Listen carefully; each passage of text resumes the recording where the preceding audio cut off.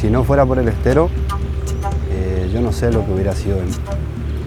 El patio de mi casa era un estero, donde nosotros jugábamos en el estero. Y el estero como que me dio la oportunidad a mí siempre.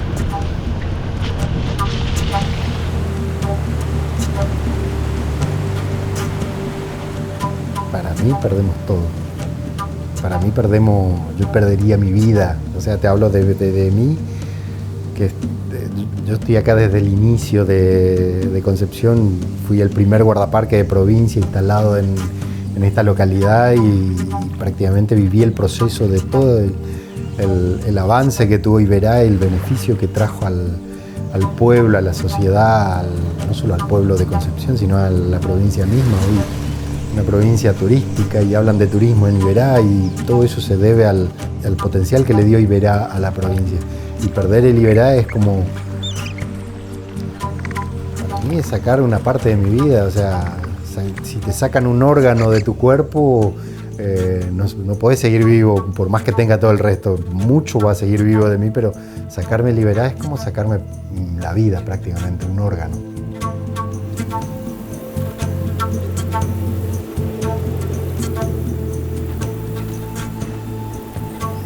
Vivo 3 semanas acá adentro y una afuera, entonces vivo más acá que en mi casa, digamos, y yo creo que eso te va dando como una apertura de sentidos.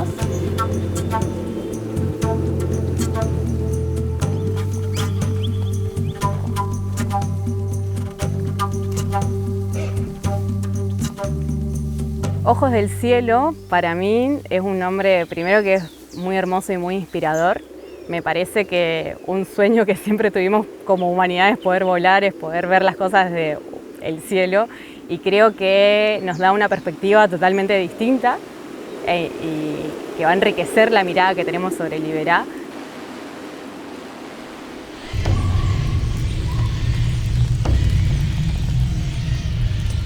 Le dije, Sofi, esto se va a quemar todo. Saquen los bichos, háganlo, pero se va a quemar todo.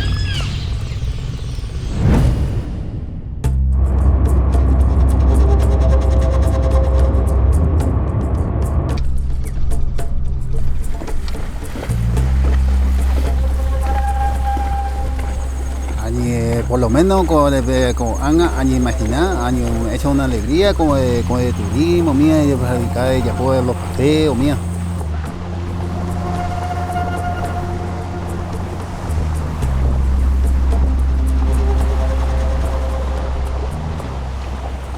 Y ahí el Iberá es enorme, es básicamente un cuarto de la provincia de Corrientes. Si analizamos con lo que es agua hoy, si tiramos un porcentaje es muy poco, 30%, 25%, pero si pensamos en lo que es tierra, se quemó casi todo.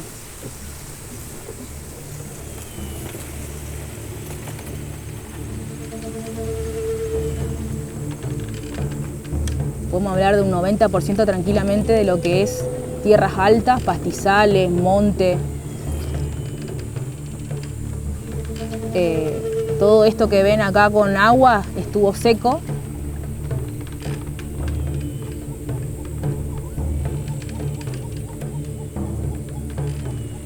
El estero, lo que le decimos el estero, que es imposible quemarse, imposible, se quemó.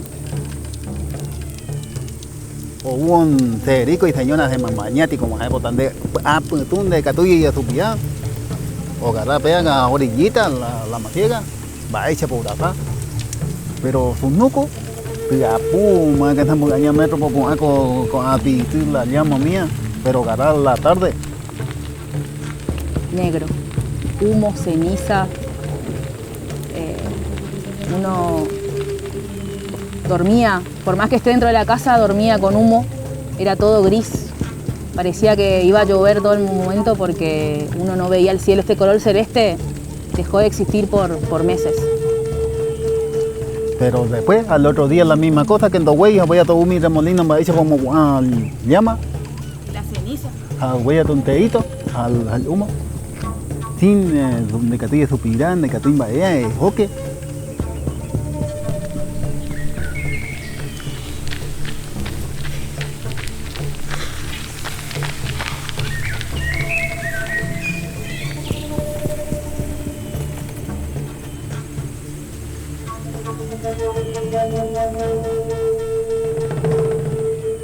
Y el agua desapareció prácticamente. Quedaban hilos de arroyo, lo que eran lagunas súper chiquitas. Esto era tierra, uno caminaba por acá.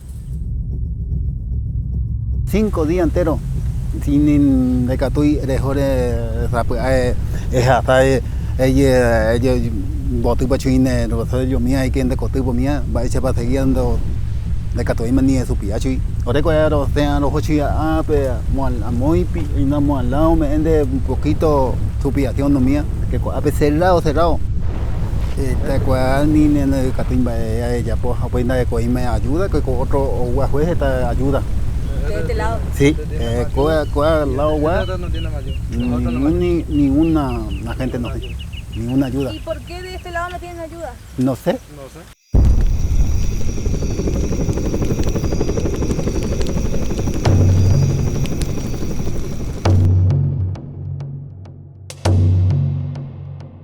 La idea de hoy es contarles este nuevo proyecto que se llama Ojos del Cielo.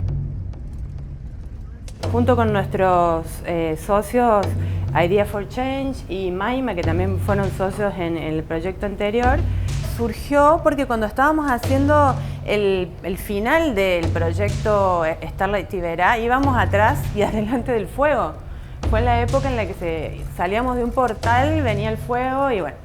Y la verdad que para nosotros y para todos ustedes que saben el esfuerzo que se viene haciendo de que el Iberá sea un destino turístico de excelencia, pero además de que sea un instrumento, el turismo naturaleza, de desarrollo local, ver que se nos quemaba nuestro principal activo o nuestra principal riqueza, que es el paisaje y el ambiente donde trabajamos y que hacía que ustedes no pudieran vivir de eso o trabajar de eso, y sabemos que estuvieron sin trabajo como por un año y medio.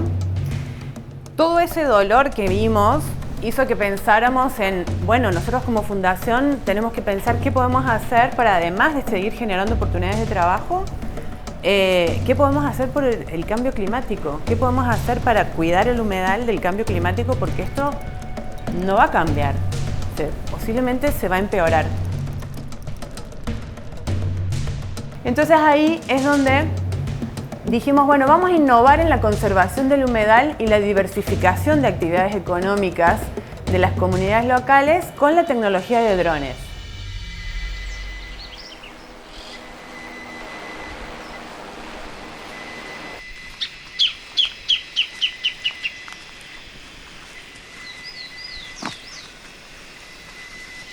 Creo que es una herramienta muy valiosa, ¿sí? Porque va a ser muy distinta a todo lo que se venía haciendo. No es lo mismo tener una fotografía cada tanto satelital de lo que está pasando acá, o tampoco es lo mismo una cámara trampa o el monitoreo, ya sea por VHF o simplemente por la observación, sino que es la imagen captada desde el cielo, digamos.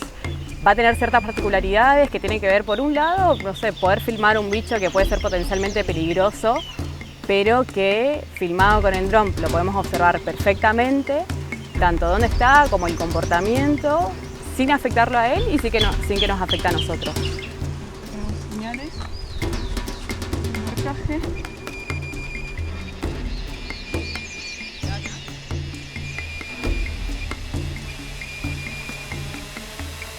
Después, por otro lado, en todo lo que es el comportamiento del agua y de la flora,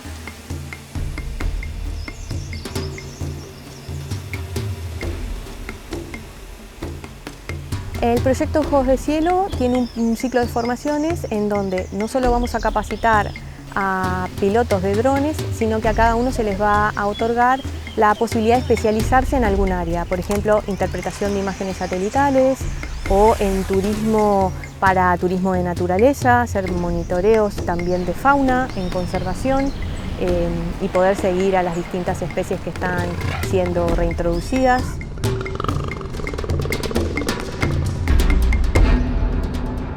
ustedes saben lo difícil que es conseguir datos y que si existen están todos dispersos. Entonces queremos queremos crear una institucionalidad donde todos aportemos y que ojalá sea pionera Corrientes en tener, y luego la región, un observatorio del humedal. Que, es más, no sé si existe en el mundo, no sé si por ejemplo en Brasil con el Amazonas existe un observatorio del humedal, pero si logramos poner toda la información ahí, tendríamos muchísima información para generar políticas públicas para protegerlo.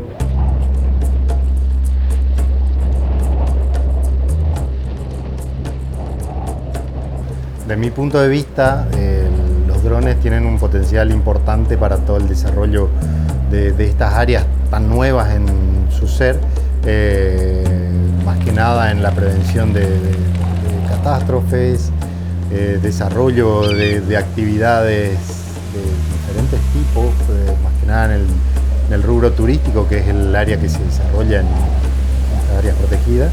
Y después tenés toda la área de reserva, donde hay privados que tienen ganado, forestales, plantaciones.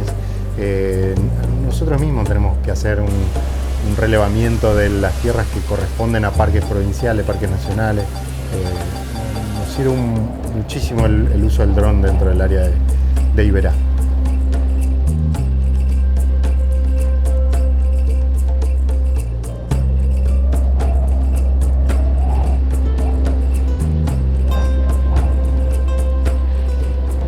Siempre digo, a mí la actividad del turismo me dio muchísimas herramientas para poder ir a hacer lo que me gusta, lo que siempre me gustó, que tiene que ver la astronomía. Realizo comidas típicas que tengan que ver con la cultura del lugar. Son recetas que sigo sosteniendo. Trabajo con muchos productos típicos, con productos de las zonas, como ser el almidón de mandioca, la harina de maíz, y esto me permite también revalorizar las recetas de mi abuela, las recetas de mi mamá, seguir sosteniendo estas recetas que son de generaciones en generaciones. La verdad que me vi muy afectado dentro del lugar donde me encuentro hoy, porque estábamos tan acostumbrados de ver todo lo verde, todo lo lindo del lugar, su flora, su fauna, y cómo de un día para el otro esto se fue dañando a causa de los incendios, y cada vez era mucho más preocupante de cómo la desesperación de los animales, la desesperación de la gente, también lo que trabajábamos dentro del lugar, decíamos que iba a pasar, porque no estábamos trabajando, los visitantes no podían venir a Iberá. El incendio se inicia en la casa de un vecino del parque, que vive dentro del área de reserva, que lo que hizo fue hacer una quema de su campito, y se descontroló esa quema y generó el gran incendio que conocimos nosotros, el último gran incendio de Iberá, que se extendió por gran parte de lo que es reserva, parques y parques provinciales y parques nacionales. En el medio de los incendios se evidenció que había falta de coordinación y de comunicación, y hay como una necesidad de ordenar a todos los actores del territorio, y también de que se generen protocolos para saber qué hacer en los momentos de crisis, pero claramente que haya como algo que todos sepamos qué hacer frente a una crisis, y que no tengamos dudas de con qué recursos contamos, dónde están esos recursos y quién los debe utilizar. Una de las situaciones en la que yo me encontré con el fuego fue que nosotros acá en el Portal San Antonio tenemos dos seccionales de guardaparques. Una está sobre la Ruta Nacional 118 y otra está a unos 50 metros del arroyo Carambola, rodeado de forestaciones. Y la imagen que más me impactó y que todavía me resuena y sigo pensando en eso es que nosotros tuvimos que abandonar esa seccional. Tuvimos que sacar todo lo que podíamos y dejar esa infraestructura a las buenas de Dios. Y tuvimos que salir de ahí porque era inevitable que el fuego llegue, y nosotros no teníamos las herramientas suficientes como para poder combatir ese fuego y salvar esa infraestructura. Una vez que detectas el punto caliente en el satélite, traspolás los datos, haces un polígono y podés calcular la superficie. El desarrollo de conocimiento tiene que ver con que vamos a proponer una serie de módulos de aprendizaje, desde concientizar sobre qué es el cambio climático, y eso es para toda la población que quiera participar, hasta módulos más específicos sobre cómo trabajar en una crisis, qué hay que hacer, también luego la robótica, los drones y el emprendedorismo. La vez que estuve, eso es Yerbalito, y fue cuando se quemó el 70% del parque. También es un llamado a la sociedad civil, a los que viven en estos pueblos y les gustaría también ser voluntarios y trabajar en estas brigadas que van a monitorear lo que está pasando en el estero o en las zonas aledañas para saber qué tipo de alarma hay que hacer y cuál sería su rol frente a un posible incendio. Bueno, para eso te tengo que hablar un poco históricamente. El vaqueano, la persona de campo, quema los campos en determinado tiempo del año para el control de garrapatas y otras alimañas que hay para el ganado y de paso para el rebrote de los pastos. Generalmente en esas quemas lo que hacen es quemar una parte y eso se apaga por las fronteras naturales que presenta el terreno, como las lagunas, arroyos, embalsados, zonas húmedas que apaga el fuego. Lo que ocurrió ahora fue una sequía extraordinaria de 3 años consecutivos, con menos cantidad de lluvia y el calor extremo.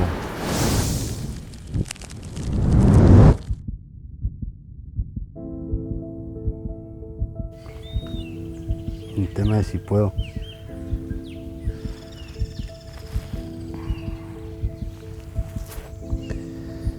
Bueno, o sea, desde que se iniciaron los incendios en esta zona, y llegó un momento en que mis compañeros y mis superiores me vieron que yo estaba como cansado, y sabemos que una persona cansada para ese tipo de trabajos no funciona porque no está al 100%. Entonces me dijeron que me vaya a mi casa, que me vaya a descansar. Yo no me quería ir.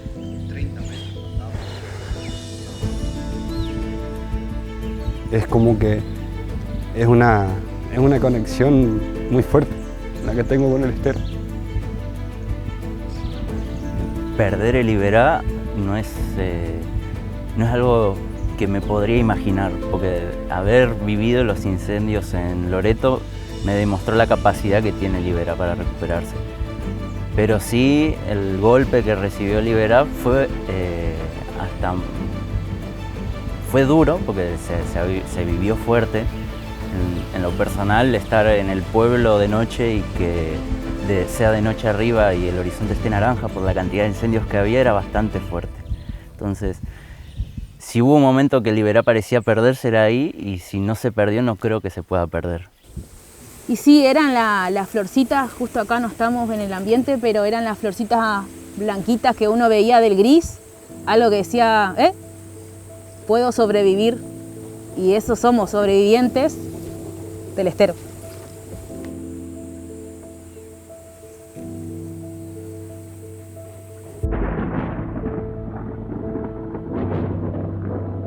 Me mandaron a mi casa y al otro día empezó a llover. Y nada, la lluvia. Entonces es como que eso fue un alivio. Y estaba sentado en mi casa y escuché que empezó a llover y salí a la calle y me acosté y empecé a llorar. Es algo que no lo puedo explicar. Fueron meses de estar peleándole al fuego y cuidando lo que se podía, haciendo lo que se podía con lo que teníamos. De pronto ver que la lluvia empezó a caer y acordarme de mis compañeros que estaban en el campo peleándole al fuego, y sabía que eso se terminó.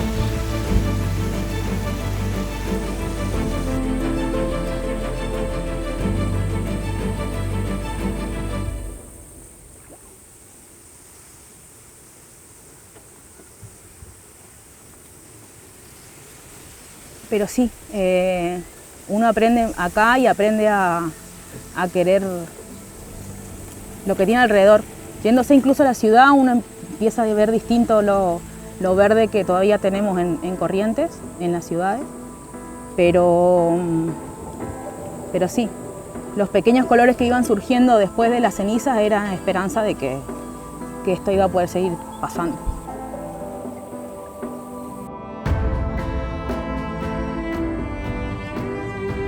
De hecho, todo aquel que viene a Iberá automáticamente se siente parte.